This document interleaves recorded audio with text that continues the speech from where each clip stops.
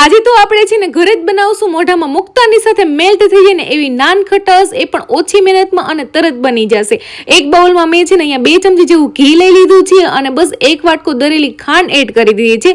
હવે ચમચાની મદદથી છે ને આને સરખાઈથી આપણે મિક્સ કરી દેવાનું છે। 2-5 મિનિટ જેવો ટાઈમ લાગશે। બસ પછી એમાં 1.5 વાટકો મેં ચણાનો લોટ એડ કરી દીધો અને 3 ચમચી જેવી છે ને મેં અહીંયા રવો એડ કરી દીધો છે।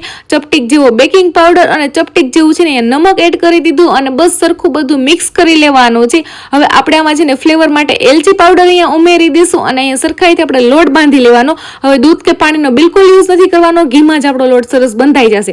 હવે એક કડાઈ મૂકી દીધી અને બસ એમાં મેં છે ને નમક નાખીને ઢાંકણ ઢાંકીને પ્રી હીટ થવા મૂકી દીધી। હવે અહીંયા છે ને મેં એક પ્લેટમાં અહીંયા ઘી એડ કરી અને એને છે ને ગ્રીસ કરી લીધું। જો તમારી પાસે બટર પેપર હોય ને તો તમારે ઘી એડ કરવાની જરૂર નથી અને બસ અહીંયા છે ને આપણે સરસ એવો નાન ખટાશનો શેપ દઈ દેશું અને ઉપરથી મેં છે ને કાજુ બદામના કટ કરીને ડેકોર કરી લીધું છે અને બસ હવે આપણે છે ને અહીંયા આપણે કડાઈમાં મૂકી દેશું આપણી પ્લેટ અને એને છે ને 20 થી 25 મિનિટ માટે ધીમી ફ્લેમ ઉપર છે ને થવા દેશું અને લો આપણી સરસ મજાની નાન ખટાશ બનીને તૈયાર થઈ ગઈ, એ પણ ઘરે અને ઓછી મહેનતમાં। જો તમારા બાળકો છે ને જાતા હોય ને ભાઈ સ્કૂલ તો રોજ એને ટિફિન બોક્સમાં દો, એકદમ હેલ્ધી છે અને સ્વાદમાં તો એક નંબર બની હતી। Like share subscribe.